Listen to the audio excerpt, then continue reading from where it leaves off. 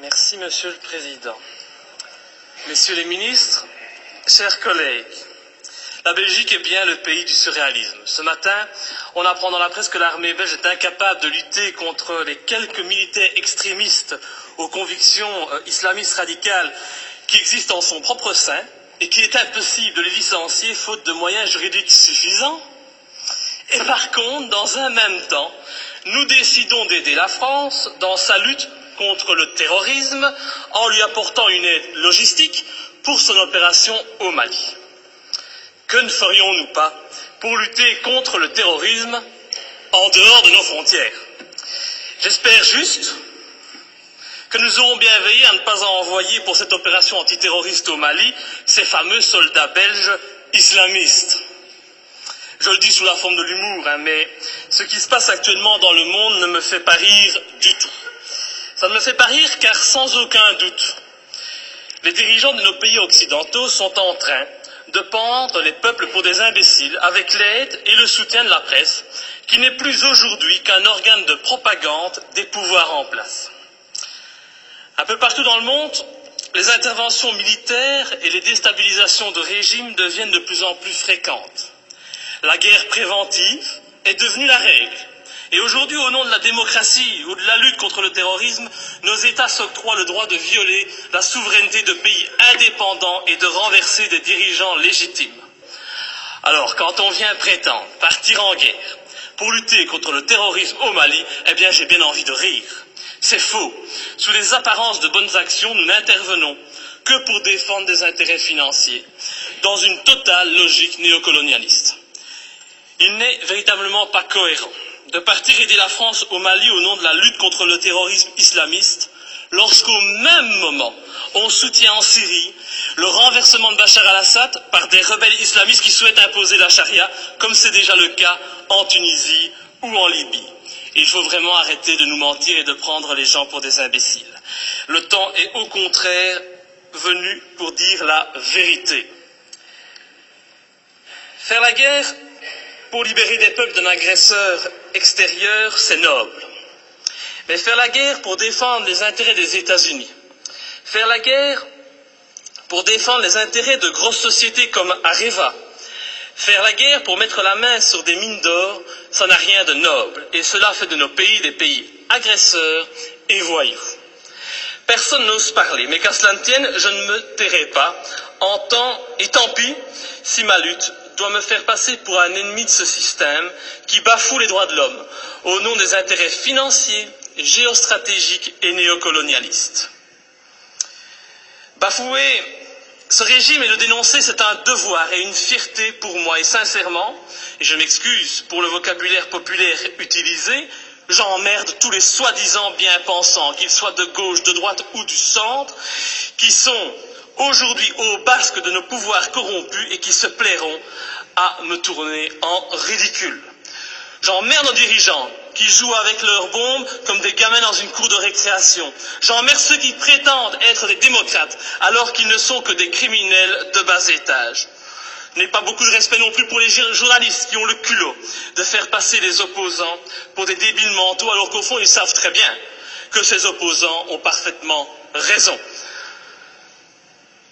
Je méprise enfin au plus haut point ceux qui se prennent pour les rois du monde et qui nous dictent leurs lois, car moi je suis du côté de la vérité, du côté de la justice, du côté de ces victimes innocentes du pognon à tout prix. Et c'est pour cette raison que j'ai décidé de m'opposer clairement à cette résolution qui envoie notre pays soutenir la France dans son opération néocolonialiste. Depuis le début de l'opération française, le mensonge est organisé. On nous dit que la France ne fait que répondre à l'appel au secours d'un président malien. On en oublierait presque que ce président n'a aucune légitimité et qu'il a été mis en place pour assurer la transition suite au coup d'État de mars 2012. Qui a soutenu ce coup d'État? Qui en est à la base? Pour qui travaille ce président de transition? Voilà le premier mensonge.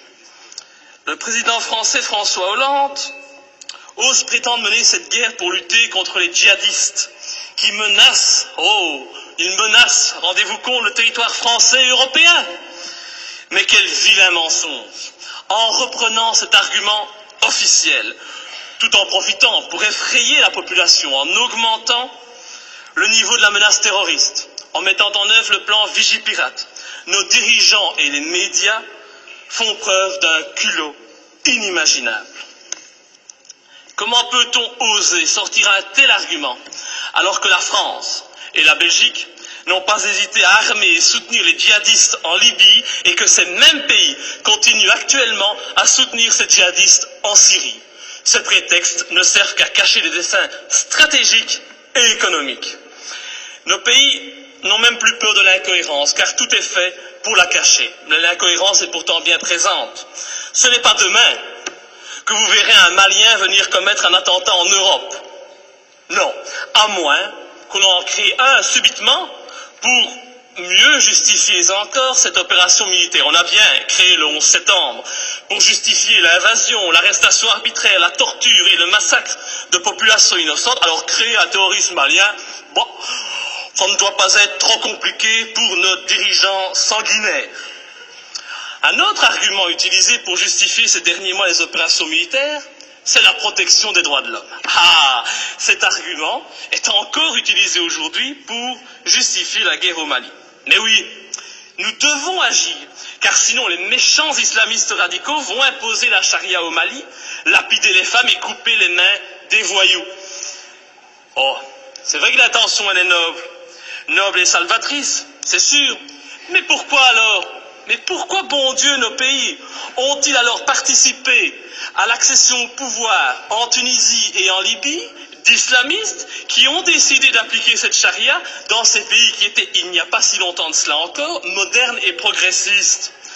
Je vous invite à demander aux jeunes Tunisiens qui sont à la base de la révolution de Tunisie s'ils sont heureux de leur situation actuelle. Tout cela, c'est de l'hypocrisie. L'objectif de cette guerre au Mali est très clair. Et puisqu'on n'en parle pas, je vais en parler. L'objectif, c'est de lutter contre la Chine et permettre à notre allié américain de maintenir sa présence en Afrique et au Moyen-Orient. C'est cela qui guide ces opérations néocolonialistes. Et vous verrez, quand l'opération militaire sera terminée, la France conservera bien entendu des bases militaires au Mali. Ces bases serviront aussi aux Américains. Et en même temps, parce que ça se passe toujours comme ça, des sociétés occidentales mettront la main sur des contrats juteux qui priveront de nouveau les pays recolonisés de leurs richesses et de leurs matières premières. Alors, soyons bien clairs, les premiers bénéficiaires de cette opération militaire, ce seront les patrons et les actionnaires du géant français Areva, qui tentent depuis des années d'obtenir l'exploitation d'une mine d'uranium à Faléa, une commune de 17 000 habitants située à 350 km de Bamako. Et je ne sais pas pourquoi, mais mon petit doigt me dit qu'il ne faudra pas longtemps pour qu'Areva puisse enfin exploiter cette mine. Je ne sais pas, c'est une impression que j'ai. Il est donc hors de question que je participe à cette colonisation minière, cette colonisation des temps modernes.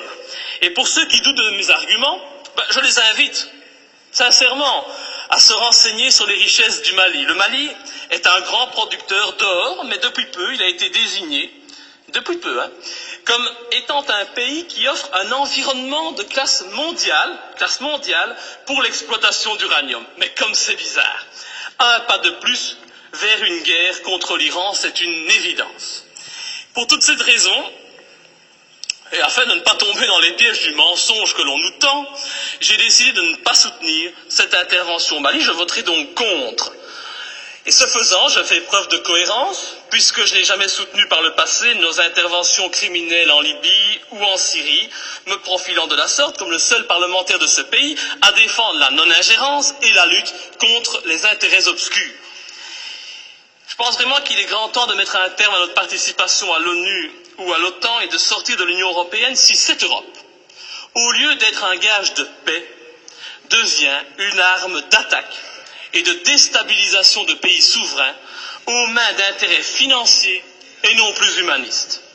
Enfin, je ne peux qu'encourager notre gouvernement à rappeler au président Hollande les obligations qui résultent de la Convention de Genève en matière de respect des prisonniers de guerre. J'ai en effet été outré d'entendre à la télévision, de la bouche du président français que son intention était de détruire, je dis bien détruire, les terroristes islamistes. Alors je ne voudrais pas que la qualification utilisée pour nommer les opposants au régime malien, c'est toujours pratique aujourd'hui de parler de terroristes islamistes, soit utilisée pour contourner les obligations de tout État démocratique en matière de respect des droits des prisonniers de guerre.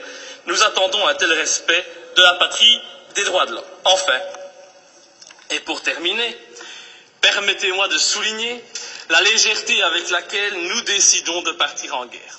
Tout d'abord, le gouvernement agit sans la moindre autorisation du Parlement, il paraît qu'il en a le droit. Il envoie du matériel, des hommes au Mali.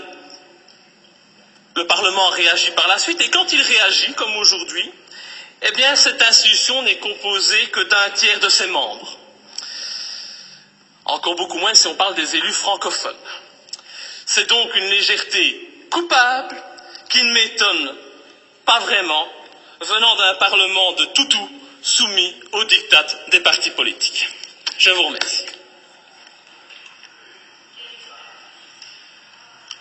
Monsieur le ministre des Affaires étrangères.